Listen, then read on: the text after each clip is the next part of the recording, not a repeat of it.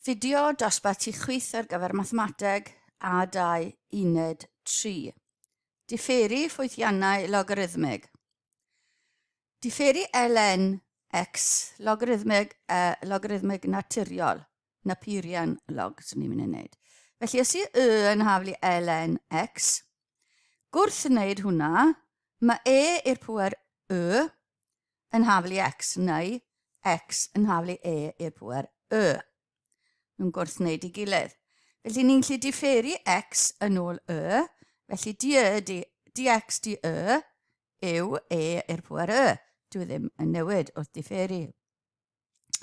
Felly dx wedyn yw 1 dros dx di fel ni wedi gweld o'r blaen. Felly mae hwnna'n 1 dros i'r pŵer di dros dx yw 1 dros i'r pŵer A hwnna,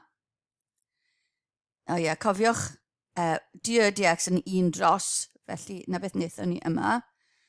Felly 1 dros x yw i'r pŵer Felly mae yn haflu ln x yn golygu bod dx yn 1 dros x. As edrychwn ni ar y graffiau, yr un gwyrdd yw graff ln x, yn dechrau yn isel iawn, yn anfeidredd yn negyddol ar gyfer ac yn cynyddu mynd trwy 1 a mynd wedyn lefelu bant fan hyn. Felly mae graddiant hwnna, hwn yw 1 dros x, felly dyma graff yr un porffor yma, yw graff graddiant yr un gwyrdd.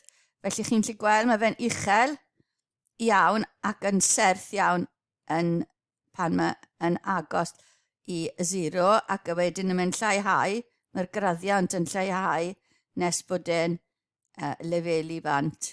Felly dyma graff 1 dros x, felly graff ln x a graff y graddiant. Beth os ni angen differi ln ar gyfer ffwythiant arall, ln gx?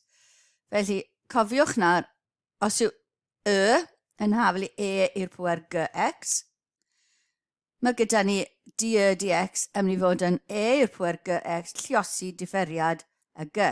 Felly g dash x lluosi i'r pŵer gx. Efallai cawn ganlyniad cryno ar gyfer ln yn haflu ln gx. Felly bod i bedol fod yn gx, felly bydd yn haflu ln i bedol. A wedyn differi hwnna, ni'n mynd i gael 1 dros i bedol. Di i bedol yn 1 dros i bedol.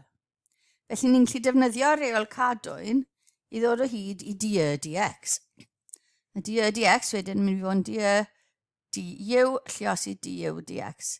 Du ni wedi dweud yn 1 dros u a du dx yn hafal i u. Felly du dx yn haflu dim ond g dashed x. Gosod u nôl, g oedd gx, felly mae gyda ni nawr 1 dros gx lluosi differiad y gx. Ni'n dod nhw at ei gilydd, g dashed rannu dy g. Felly, os yw yn haflu ln ffwythiant, mae'r differiad yn haflu 1 dros y ffwythiant lluosi gyda differiad y ffwythiant ar y top.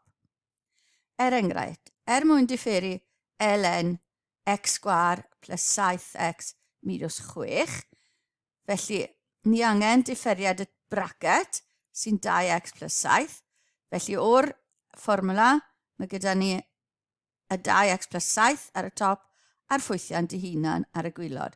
Felly ln yn golygu 1 dros y ffwythiant lluosi dy differiad y ffwythiant. A mae hwnna yn eitha pwysig achos bydd ni'n felly integru nôl ffwythiannau fel yna nes ymlaen.